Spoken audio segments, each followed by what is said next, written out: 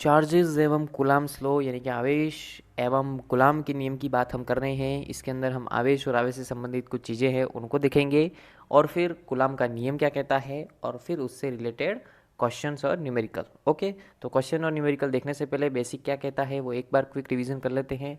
ये सभी मैटर आपके पास वैसे ही होगा, नहीं हो तो इसको उतार ले या फिर स्क्रीनशॉट ले ले वे। आप शांति से देखेंगे थोड़ी देर और फिर उसके क्वेश्चन आप करोगे तो आपसे इजीली सब हो जाएगा, है ना। ये केवल एक रिवीजन है ताकि आपको सब वापस रिमाइंड हो जाए और उसके बाद फिर हम उसके क्वेश्चन देख सके, है ना। तो शुरू करें साहब।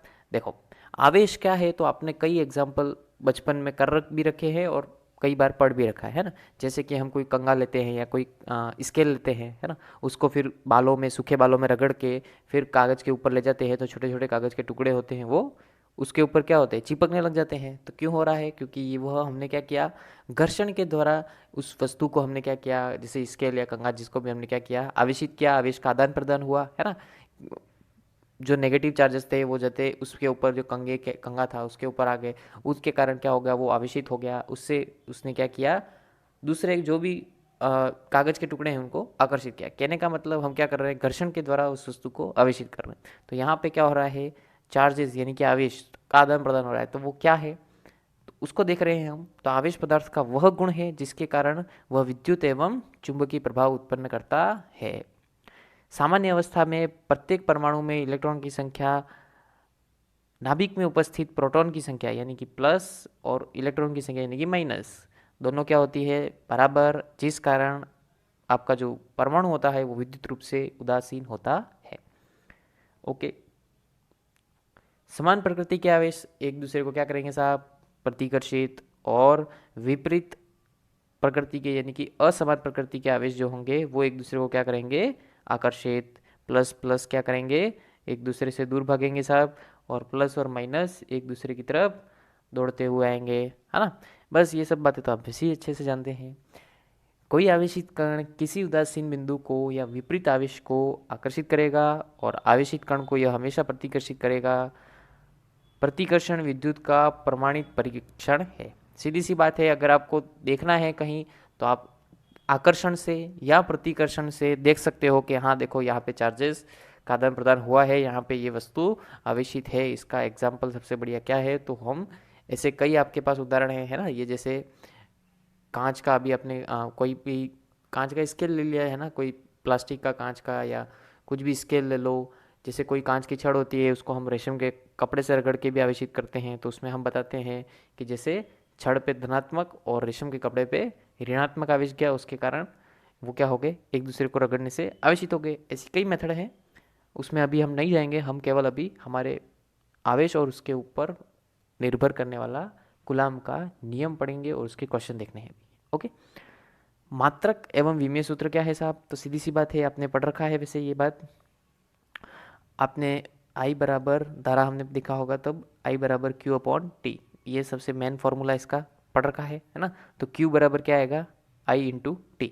तो आई का मतलब क्या होता है, एम्पियर। धारा का मतलब क्या होता है, एम्पियर।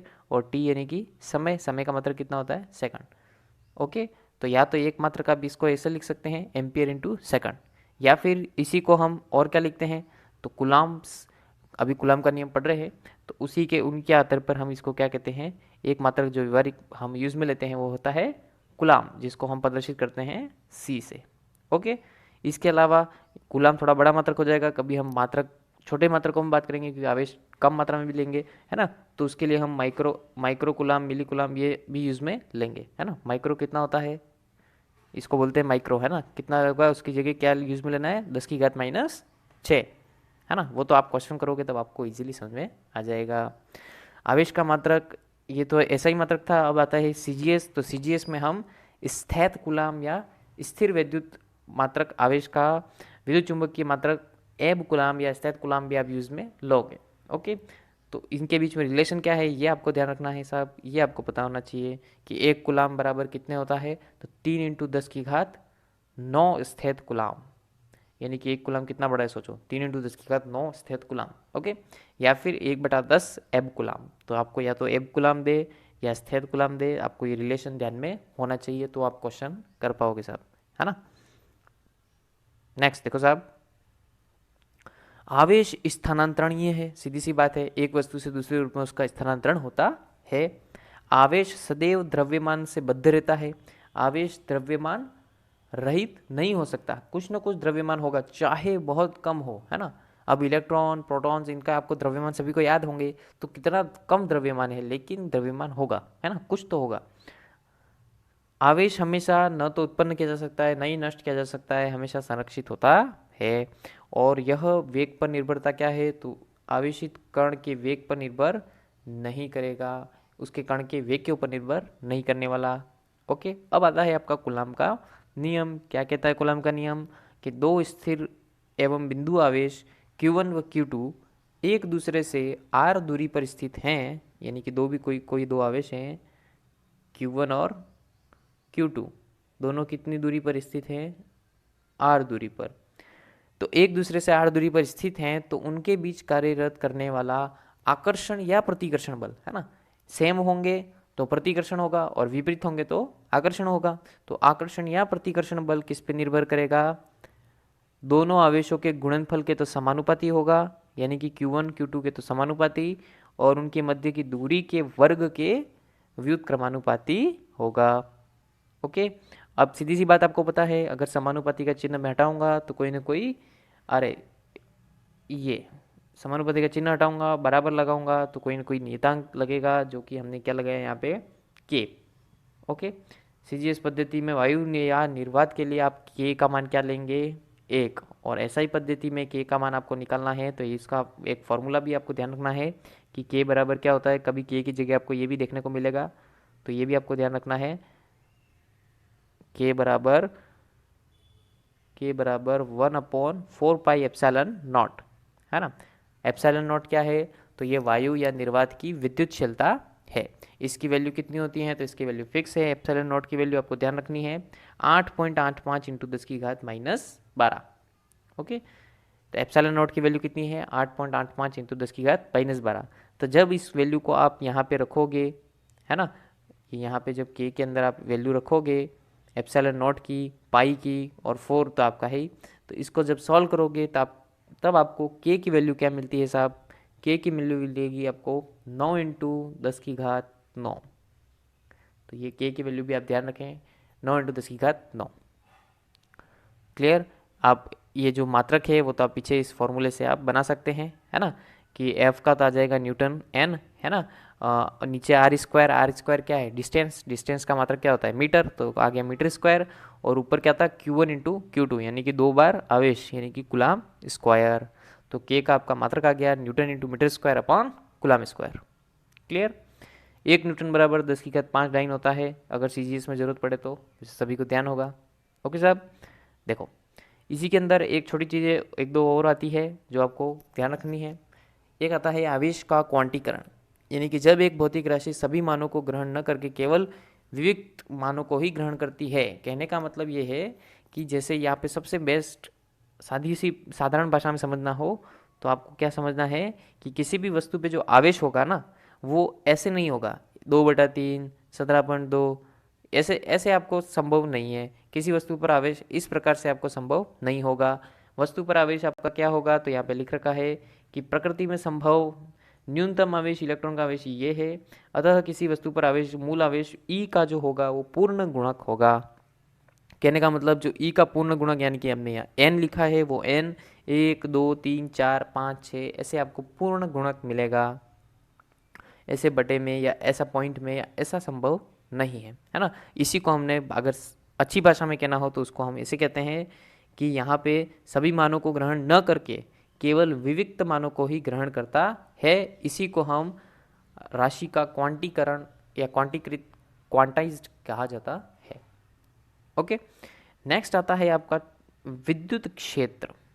विद्युत क्षेत्र क्या होगा साहब, तो सीधी सी बात है, कोई धनावेश है या ऋणावेश है, वो अपने चारों ओर क्या उत्पन्न करता है, एक क्षेत्र उत्पन्न करता है, जिसमें क्या होगा, उस क्षेत्र के अंदर अगर कोई क्षेत्र में कोई दूसरा आवेश अगर आता है तो वो उस क्षेत्र के कारण एक बल अनुभव करेगा।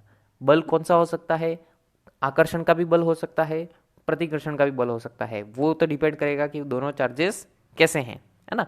लेकिन एक आवेश के चारों ओर उसका एक पर्टिकुलर अपना एक एरिया होता है जिसके अंदर सभी का एक इलाका होता है, बोलते हैं ना हर कुत्ते का इलाका होता है, तो उसका इलाका होता है, उस इलाके में अगर कोई और आया तो भाई साहब पंगा होगा। तो इसका मतलब उसका जो इलाका है वो क्या कहलाएगा, उसका विद्युत क्षेत्र।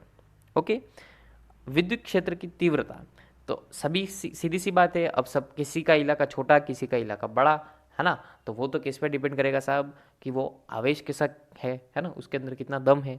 तो विद्युत क्षेत्र में किसी बिंदु पर स्थित एकांक धनावेश जितना बल अनुभव करता है उसे हम उस बिंदु का पर विद्युत क्षेत्र की तीव्रता कहते हैं।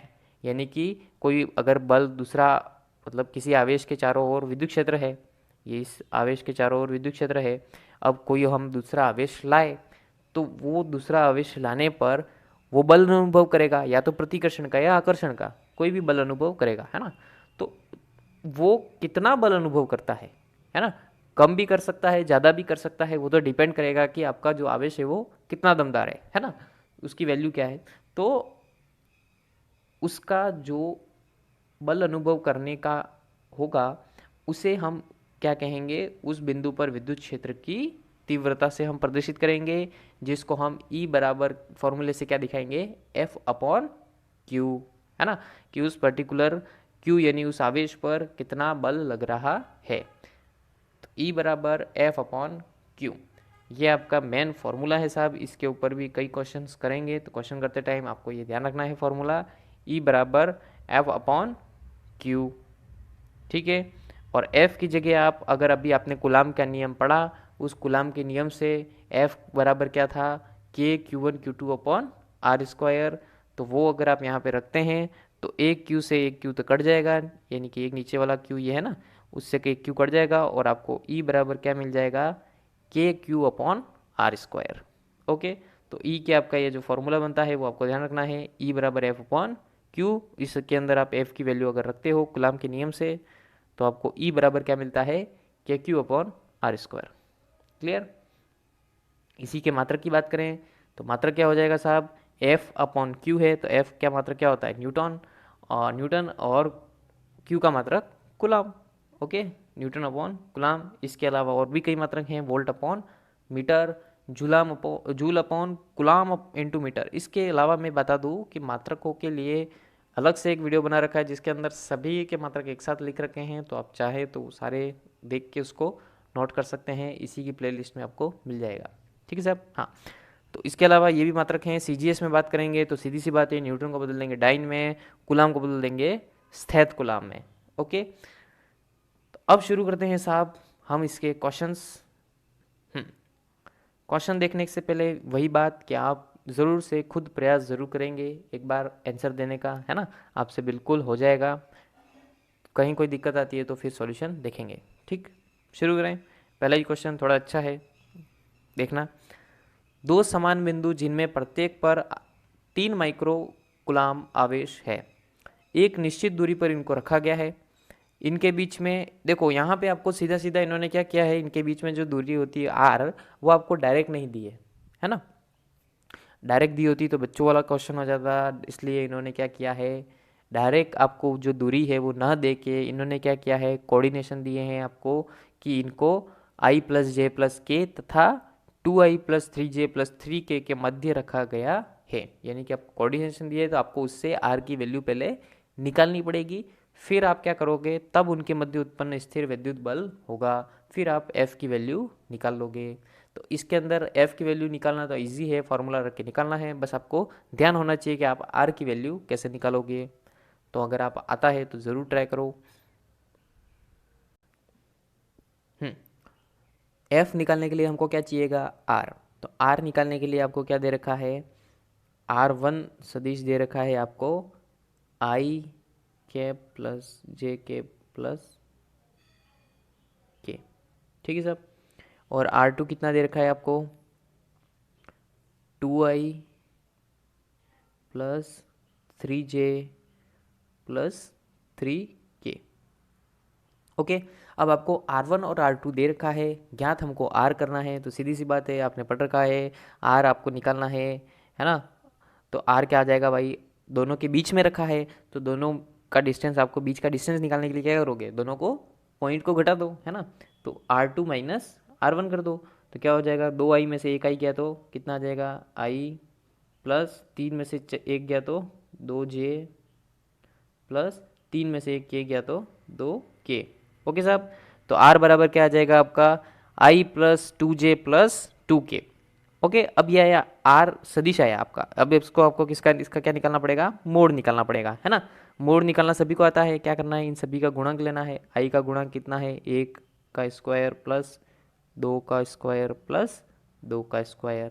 बस इसको सॉल्व कर लो, कितना आ जाएगा ये, 4 और 4 8 और 1 9, तो अंडर रूट 9 की वैल्यू कितनी आ जाएगी, 3। तो आपके पास r की वैल्यू कितनी आ गई साहब, 3।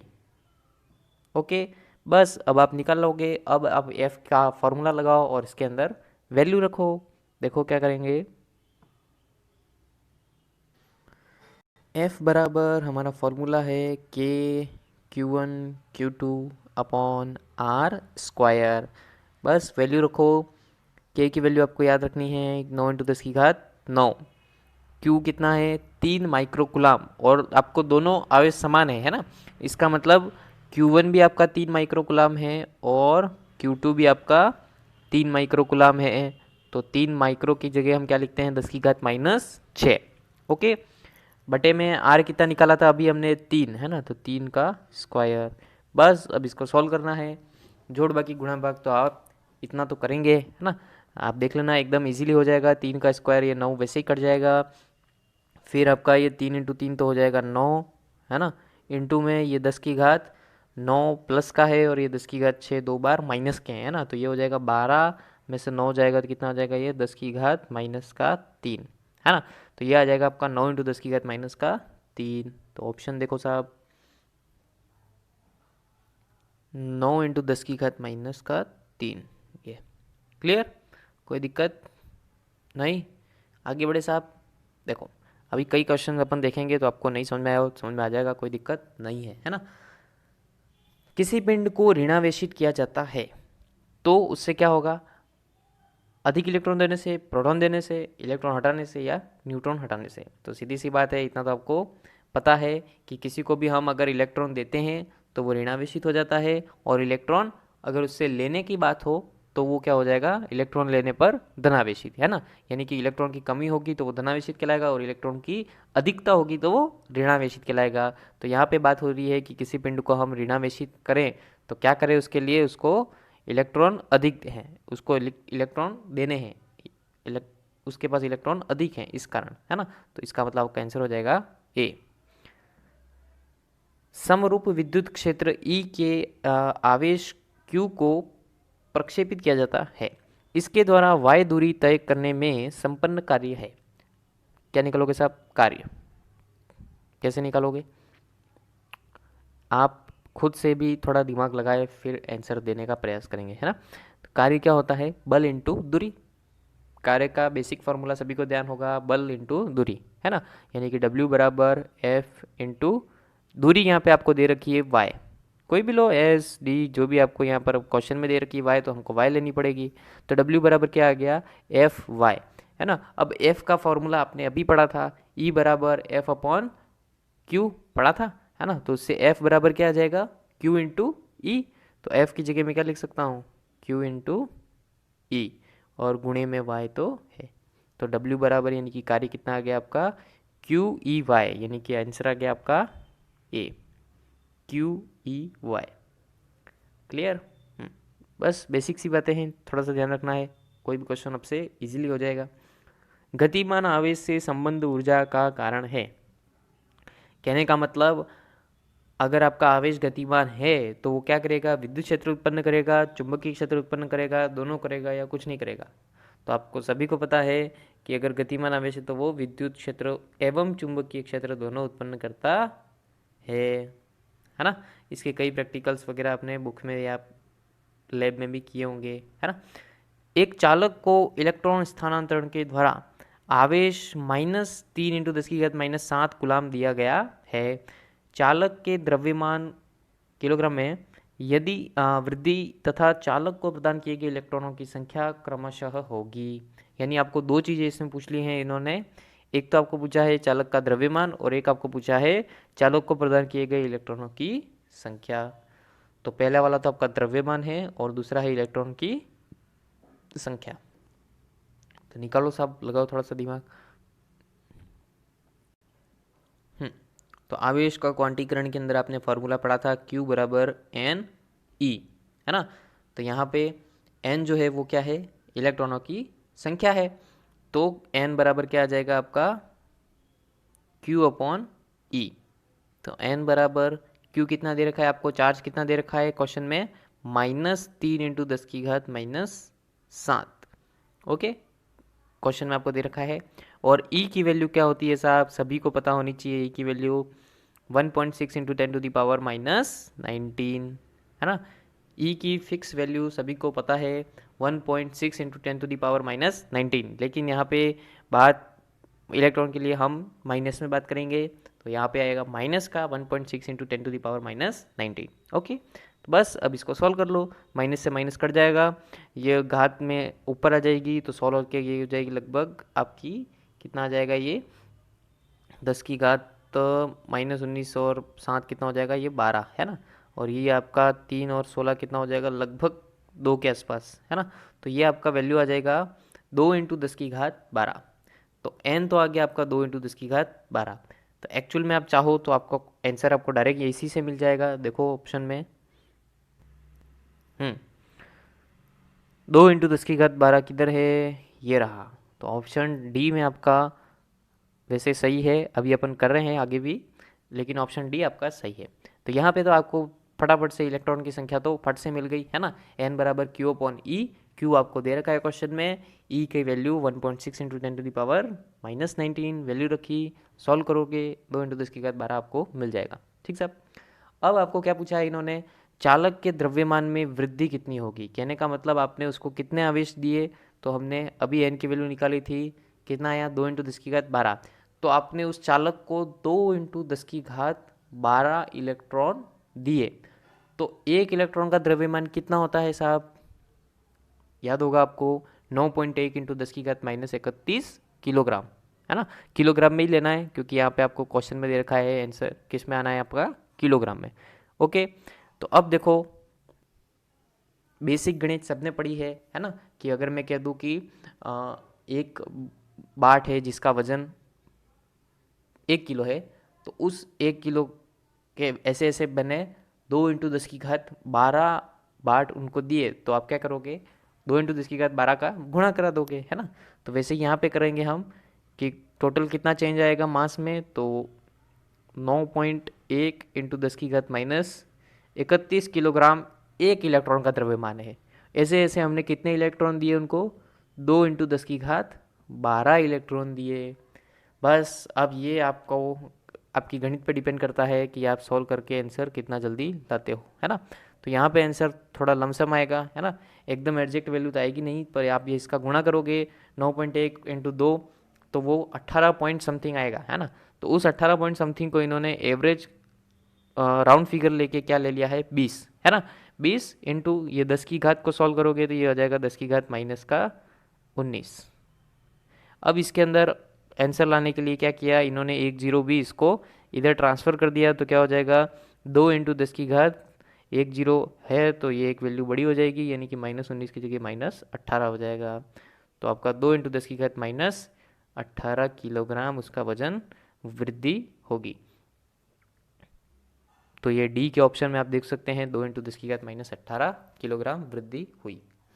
क्लियर, समझ में आया, थोड़ा सा नहीं समझ में आया और रिवाइज करके वापस देख लेना। बात एकदम इजी सी है, बेसिक से फार्मूले हैं, थोड़ा सा दिमाग लगाना है, इजीली हो जाएगा। ओके साहब, नेक्स्ट देखो,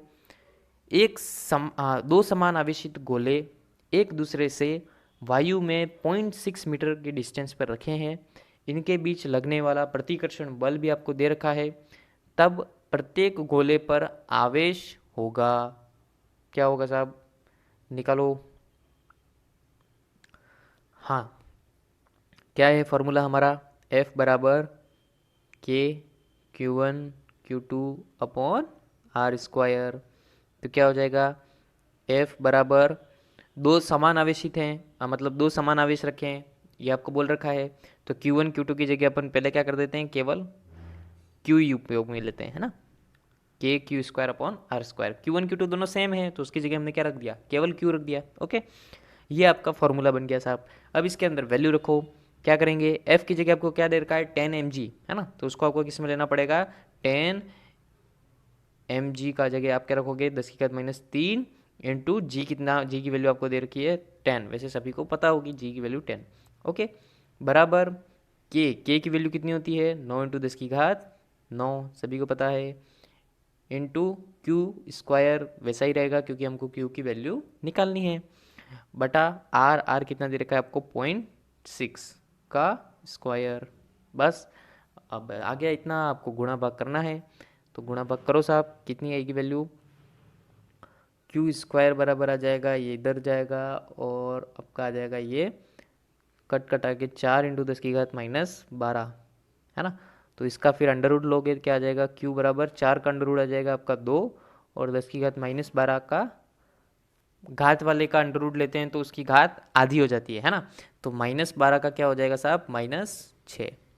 तो ये आपका q बराबर कितना आ गया, 2 इंटू 10⁻6, यानी कि q बराबर आपका आ जाएगा 2 माइक्रो कुलाम, है ना, माइक्रो को हम 10⁻6 ही लिखते हैं, तो इसकी जगह हम 2 माइक्रो कुलाम बोल सकते हैं। तो देखो ऑप्शन 2 माइक्रो कुलाम डी आपका आंसर, ठीक है, एकदम इजी है। नेक्स्ट देखो साहब, एक धातु के गोले ए को धनावेश दिया जाता है जबकि दूसरे अन्य एक समान धातु के गोले को उतना ही ऋणावेश दिया जाता है, तो दोनों के द्रव्यमान समान है, तो ए और बी दोनों के द्रव्यमान उतने ही रहेंगे, मतलब ए और बी के दोनों के द्रव्यमान पहले समान थे, है ना, लेकिन ए को आपने थोड़ा धनावेश दिया और दूसरे को ऋणावेश, तो उससे अब क्या फ़र्क पड़ेगा दोनों के द्रव्यमान पे, ये आपको बताना है। तो सीधी सी बात है, थोड़ा सा दिमाग लगाओ, क्या होगा साहब, दोनों का सेम रहेगा या किसी का घटेगा किसी का बढ़ेगा, क्या होगा।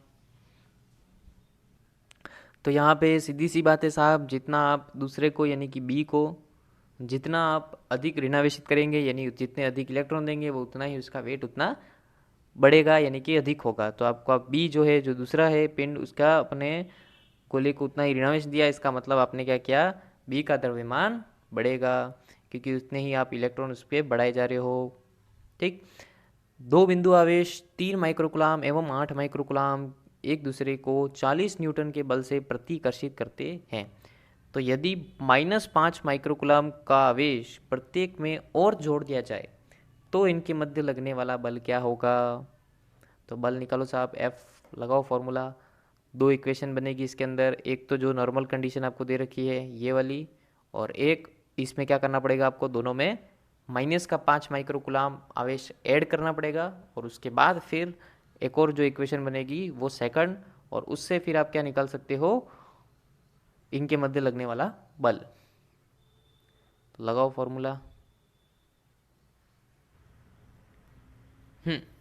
लगाया फॉर्मूला, एफ बराबर क्या आएगा, के Q1 Q2 upon R square. ठीक है, तो मैं डायरेक्ट लगा देता हूँ, F1 बराबर फर्स्ट कंडीशन के लिए के, अभी हम वैल्यू नहीं रख रहे हैं क्योंकि हमको ज़्यादा सॉल्व नहीं करना है, वैसे ही हम दो इक्वेशन बनाएंगे तो अपने आप कट जाएगा।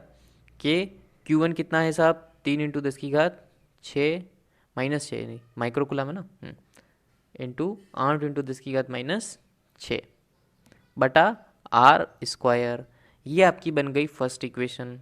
ओके, सेकंड इक्वेशन बनाना, F2 बराबर वही के, अब 3 के अंदर आप -5 ऐड करोगे तो क्या हो जाएगा, -2 -6 इंटू 8 में से -5 ऐड किया, इसका मतलब कितना बचेगा, 3, तो 3 इंटू 10⁻6 बटा आर स्क्वायर।